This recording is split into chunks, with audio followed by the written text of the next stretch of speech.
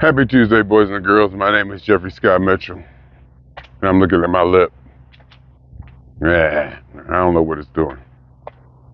I was thinking two things. One, when I'm making these walks, it may be more aesthetically pleasing and quote unquote better if I only shoot video when I'm not walking alongside traffic. I notice there's a big difference between how I sound and how it feels. Not necessarily how it comes across maybe, but how it feels when there's no background noise or traffic and stuff. But the main reason I kept this on was I was exploring why hearing One Nation Under a Groove on my birthday hit so hard. Why, why was I moved almost to tears when that happened? Now, granted, I'm just wandering around, and all of a sudden out of the blue I hear ding, ding, ding, ding, ding, so why? That right there is enough on any given day. But to have it on my birthday, when I was out doing nothing, when I was basically out looking for maybe excitement, not excitement or motivation or something inspirational. And I think that's where it just hit just now to when we kept this on. To have something inspirational like that happen, to have an event or something like that that was inspirational, not quite motivating, but sparked my energy and propelled me into about 7 minutes of celebration. That was my party. That was my party. And it was a surprise party, if you think about it. And I keep thinking, and when it happened, and while it was going on, I was like, this is all I need. I can go home now. But I kept going because I needed to get some more steps in. I was like, this is all I needed to be able to express and to celebrate and to be just emphatic and just out there and perform, if you want to use that word, and just be free. I didn't care who was out there, what I was doing. I had my camera, my music was playing. When my music play, not too much of nothing. When my music play, there's not too much of nothing else. It's me and my music. And it came on my birthday like that out of the blue. The universe, I felt the universe did that for me. That was the universe's gift to me, to have that moment and to be there when it happened. I mean, the way I'm telling the story, I was there where it was ding, ding, ding, ding, ding, from the very first note to that last drop of sound. And then I'm just dancing in it and thinking about all the stuff I've been through and my life and where I'm at. To have that inspiration or that trigger to celebrate, that's what I think it comes down to. That's what really, really took me to where I may have wanted to be. I could have been discontent without that happening. The day would have been, cool. It was still a cool day. And, anything could have happened. Because, all the birthday wishes on Facebook, family, sending me happy birthdays, all the stuff that goes with it is still in the background. So I don't want it to make it seem like that was the only thing, that moment when they played One Nation, somebody played One Nation, and I just happened to be there, is in isolation. So much goes into that moment. So much goes into that moment. So much was built. A foundation was built. Things were in place. I mean, my life is in order. I had gas in my car, I think. But you know what I mean? Just like the bills are paid. I got food at home. I'm out walking. I'm in Venice Beach. I'm in California. My job is good. You know, everything is just there. And it's just like, it just needed a spark. And I think when I was out there and I heard that One Nation, that was the spark to just set it off. And I tell you, I could have cried. I could have let the tears come. But I was too smiley and too just, oh my God. I was just, yes. It's like, yes, thank you. Thank you. Thank you. And I don't even know what I'm thanking. You know, a lot of religious people say, thank you, God. You know, I like to say, thank you, universe, because I believe that this system, for lack of a better word, that I'm living in works for me. I believe it actually works for me. And somehow I think we humans, when we connect at the right or at a certain vibration or synchronization or an alignment, what we do and the energy we put out reflects back on us at the least. Reflects back on us at the least. If not, well, our energy has to influence the stuff around us. It has to. That's what energy does. One way or the other. So, and if it affects us a certain way, see, here's the noise I'm talking about. So I'm gonna cut it off. See if I remember what I'm talking about. Come on, energy of the universe. I actually stopped it, and then when I get back home, I'll splice these two together into one video because I didn't want the traffic noise to be in the video just to see how this comes out. I was talking about the energy of the universe. You know, the energy you put out there has to have effect on the things around you. It has to.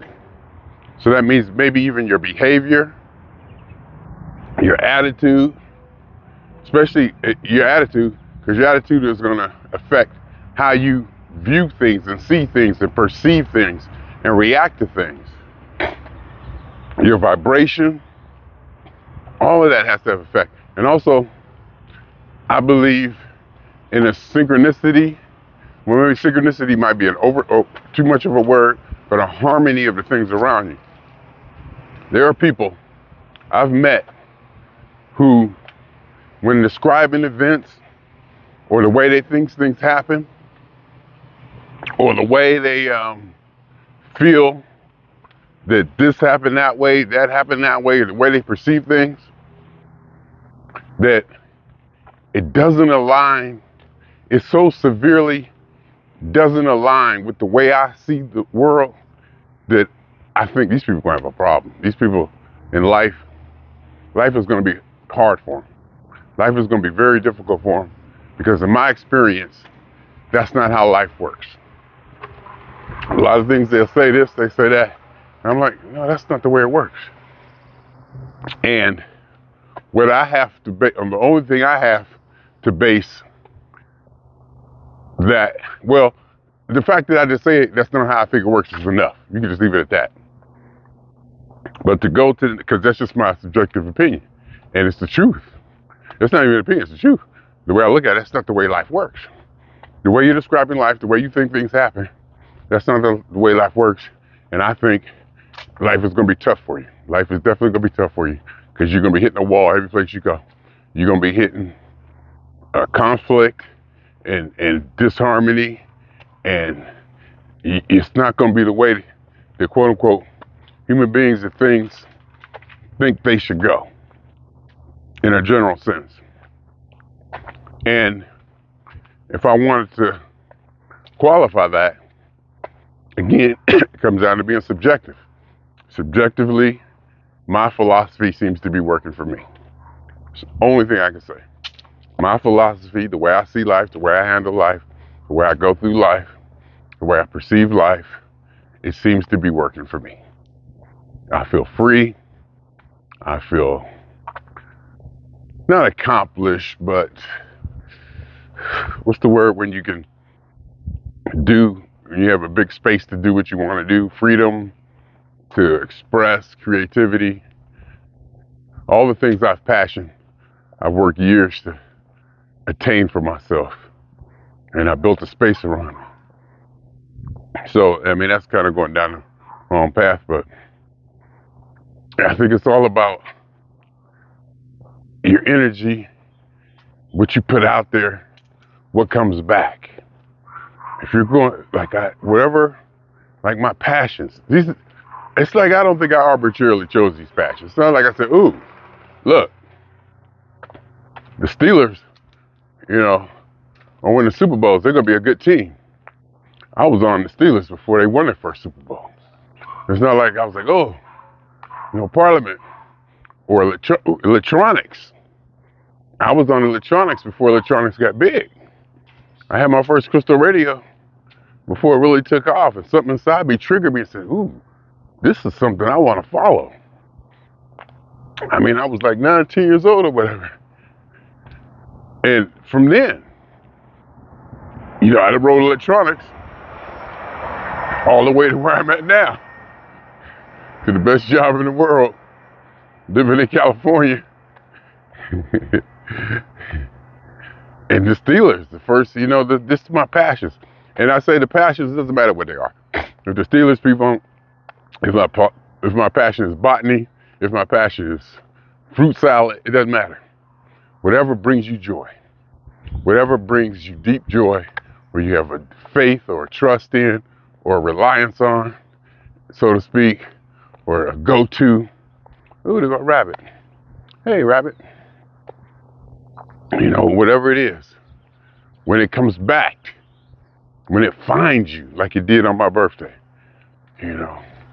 when it finds you and you're not expecting it, and it doesn't feel like it's orchestrated to a certain degree, it doesn't feel like it could have been orchestrated. Life could have said, you know what, Jeffrey? Here's the timing we're going to do for you. Here's what we're going to do for you. And it was probably a playlist. It's probably a Spotify playlist or whatever, because when I walked past the place the second time, it was playing Float On by the Floaters. And I just smiled. But for me to walk up on it right on that, ding, ding, ding, ding, ding. So why? That was the inspiration or a trigger that I needed to go into 6 minutes of full celebration mode. Full birthday celebration mode. And that was all I needed. I mean, that was not all I needed, but you know what I mean? That was enough for me that day. That's not true either, but you know what I mean? It takes a lot more. That's not in a vacuum. And I believe in this. I can't even say I believe in what I'm doing. Even though I do, to say I believe in it doesn't seem correct. To say I believe in it is such an understatement that it's almost a lie. I mean, it's beyond believing in it. It's beyond accepting it, even though accepting it is a part of it, believing in it is a part of it. It's something deeper than that. It's a faith. It could be a religion. What I'm talking about could be a religion. Jefferyism. The belief in oneself and the ideas of a subjective reality. Woo! The idea of subjective realities.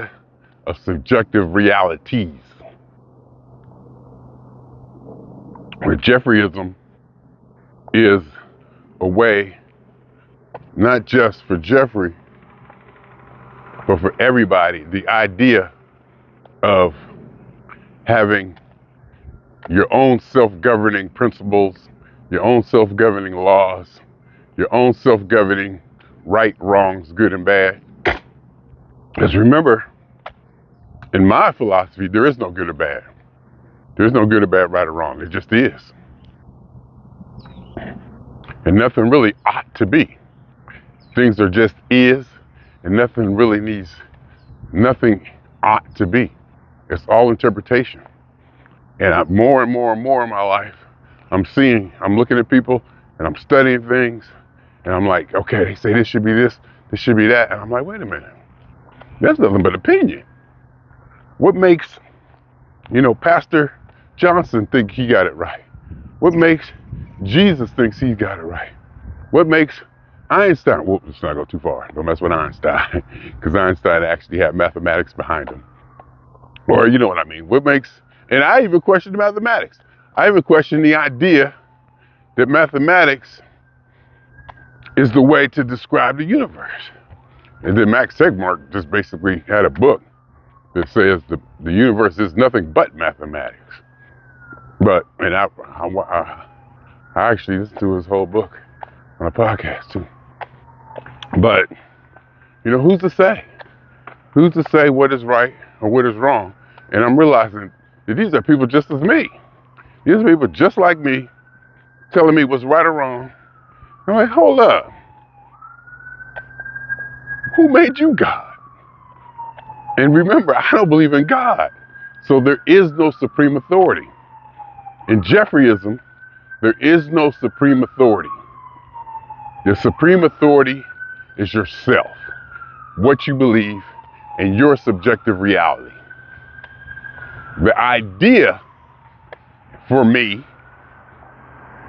in Jefferyism is that every sentence must end in for me. Everybody, whatever they talk about, it has to be for them. It's so subjective. It's almost like we're telling our own story every time we talk. There's nothing general about it. There's no generalities. There's no accepted universal truths. It's your subjective reality. It's what you want it to be. I wanted to cut this off because I'm going to walk on traffic, but I'm on a roll. I'm not cutting it off.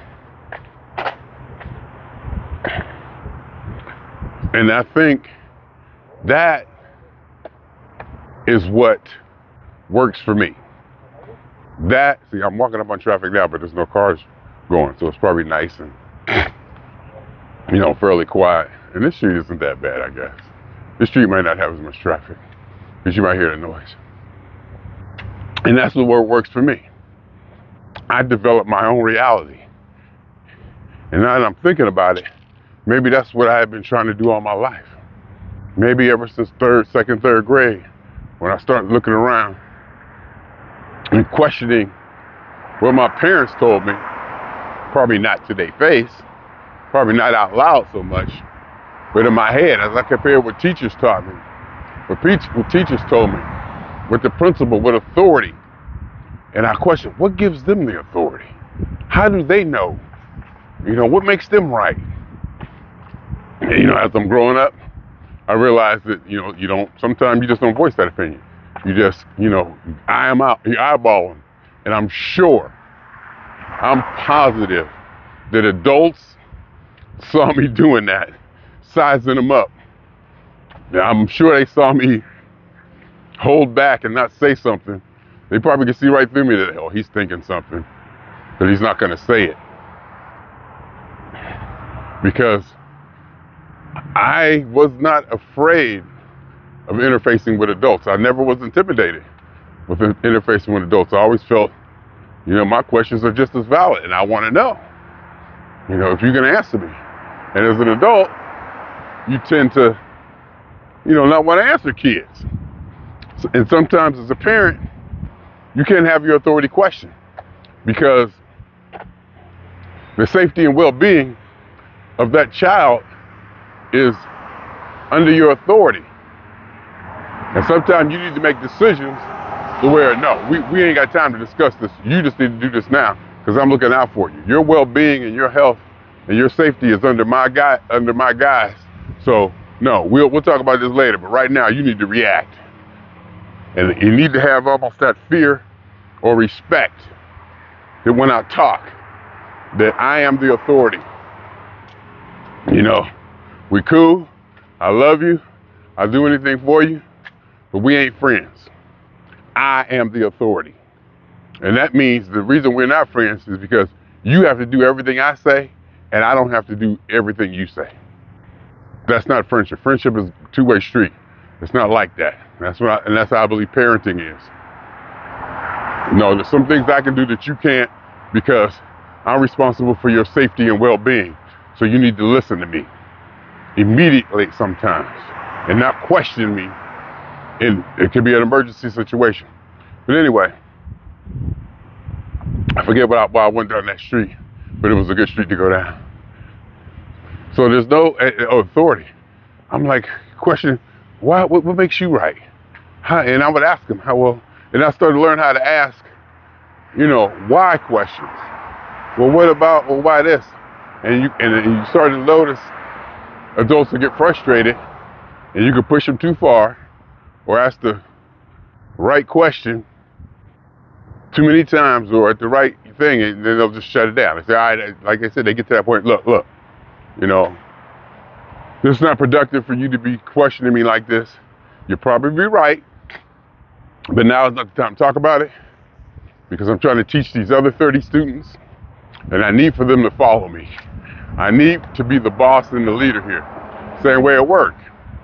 If there's somebody who's undermining the manager or the group lead, it's going to be detrimental to the whole group.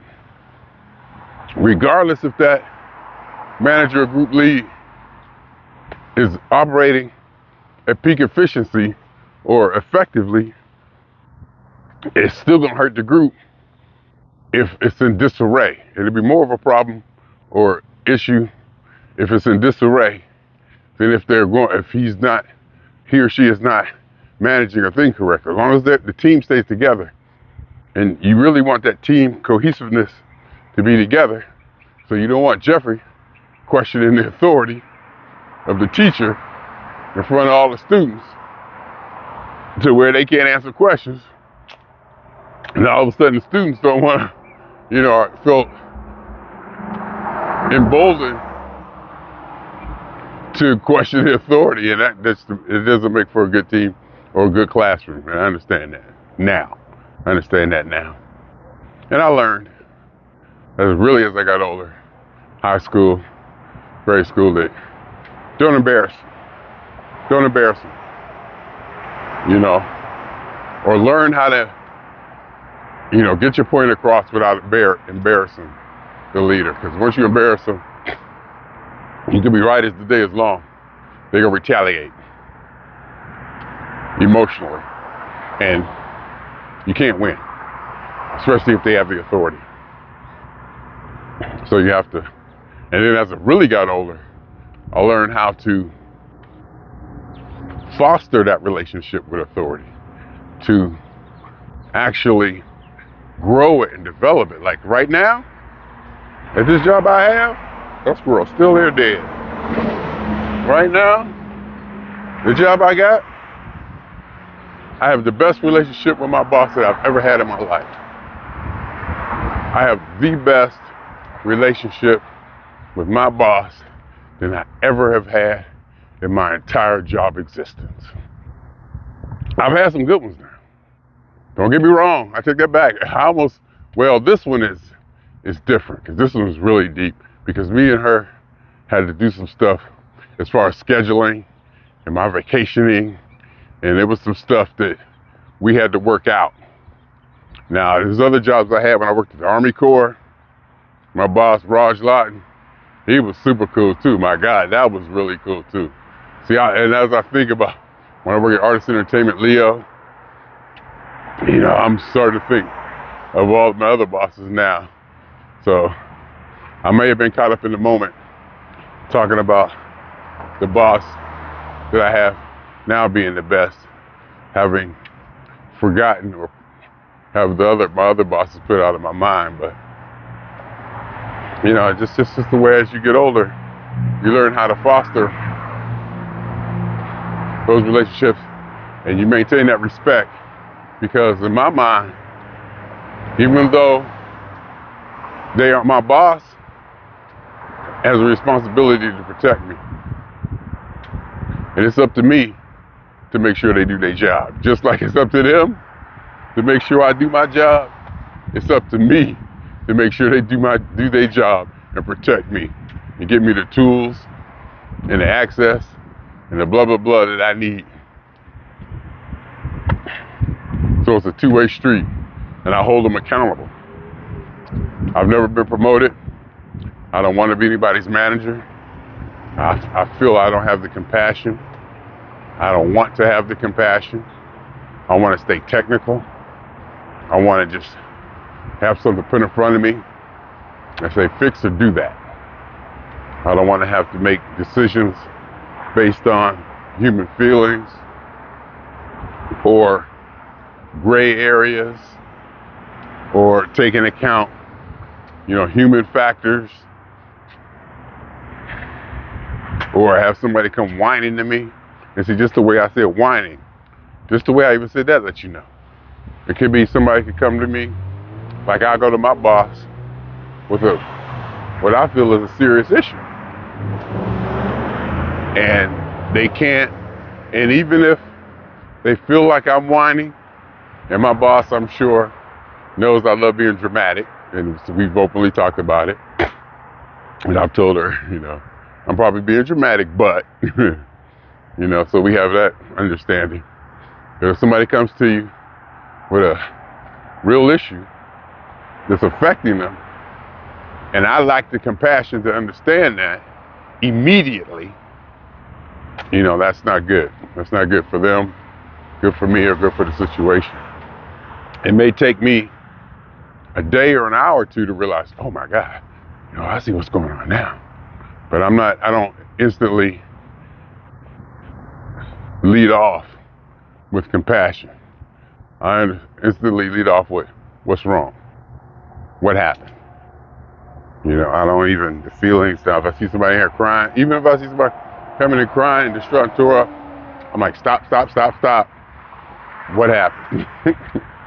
And that may or may not be the best method to handle certain situations when you're a boss or a manager or supervisor.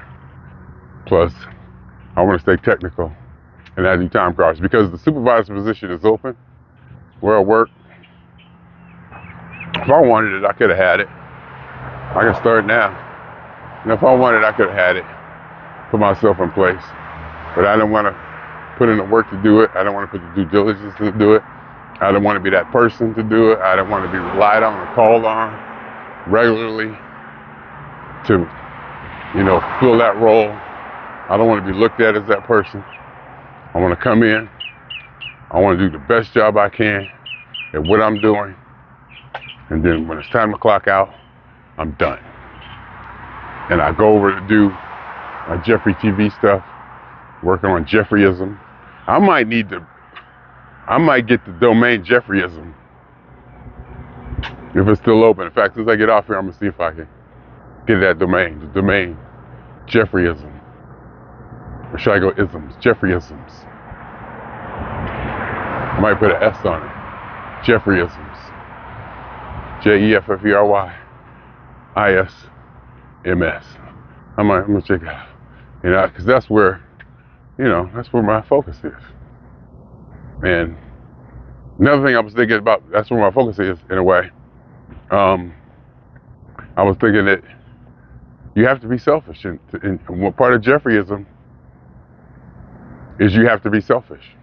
There's a certain degree of selfishness and self-firstness that you have to have. It's for it to work for me. Everything, again, like I said before, everything comes down to for me. So let's just imply that when I talk, I'm talking subjectively for me. And I don't want to have to keep saying for me. Understand that. There's an amount of selfishness and self-first that works in my life that I think people need. And I've seen people who have zero. They have zero identity of themselves. They can't even tell you what they want. They can barely tell you what they like. They really don't have that connection. I was talking about it yesterday. I never had that problem. It seems like I knew what I wanted from day one.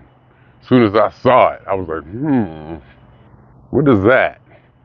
And wrote it to where I'm at now.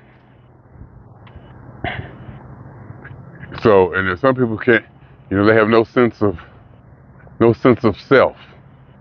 And if you ask them a question, I've asked people questions about what do they want, what do they think, and their answer comes back talking about somebody else, or talk about something external to them, a person or something external. I'm like, that's not the question, But we need people like that. We need all kinds. Everybody can't be like me. Maybe a different world. We need compassionate people. Just like we need soldiers, and we need killers, we need hunters, we need people out there on the front lines, willing to fight and protect and die and have that mentality, like the dudes or people growing up who all they wanted to be was a police officer, and they just have that mentality, that kind of a not militaristic, but law enforcement kind of mentality, where they just have everything. It drives them. That's their passion. And hopefully, they grow up and can pursue that career, and hopefully they're good at it. You don't know. You never know. Like mine was electronics and performing, doing Michael Jackson and James Brown, popcorn, telling jokes, having fun, acting out. My report card and my elementary school record shows it. Just as I got older, I honed the skill, toned it down, refined it so that it worked better within the scheme of things around me, the public and the society around me. Made it less edgy. Put a little sugar on. I deliberately remember putting sugar on some stuff in my posts and how I would talk and stuff. And I even tell people, I said, man, you too straight, dog. You need to put some fluff on that. You need to put some fluff on that. And even to the point that where I would say something incorrect just so someone can correct me, just to show that I'm open to that, to show that I'm human, to be ordinary, to show that I'm ordinary and human, that I'm fallible, that I'm relaxed. Because it was a time when I could have come on too strong. When I came on too strong, no doubt, and people were intimidated.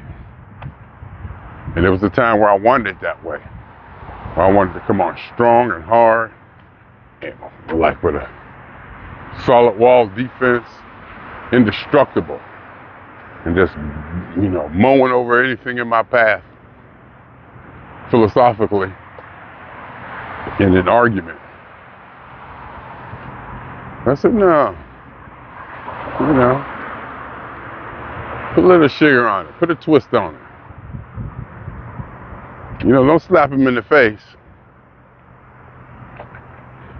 Set them up to where they realize the point you're trying to make, and let them slap themselves in the face, so to speak. How did I get on this subject? I was talking about life, how life rewarded me on my birthday by playing One Nation, how that was the cherry on top of my life, instigating moment to trigger the celebration of all of it coming down on me at once, to hear the music celebratory, just what the music does to me at that time, and how my coordination or synchronicity or harmony with the things around me reward me, how my passions were developed, how I found my passions and they were developed and they're still with me, and they carry me, they're my foundation. Everybody has to have faith in something, a belief, I believe. You wake up in the morning, it's a lot easier to have a faith or a belief. Doesn't matter what it's in, as long as you have something to push you and to keep you going. Anyway, my name is Jeffery Scott Mitchell, and I'm swinging on y'all 2 times. Notice I always love saying my name too. Everything is Jeffery Scott Mitchell. My name is Jeffery Scott Mitchell.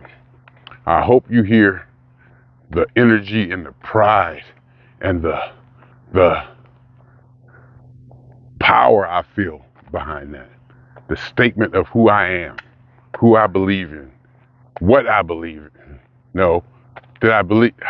I can't say I believe in me, but I obviously do.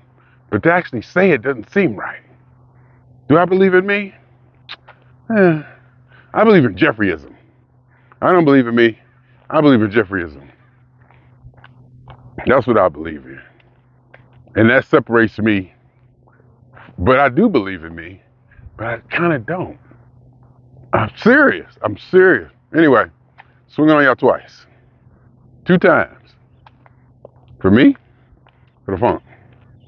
And for every elementary particle that's ever existed in any atom, in this, or in any universe that ever was, is, or will be. A totality of it all, a theory of universe, a hypothesis of all as one. My name is Jeffrey.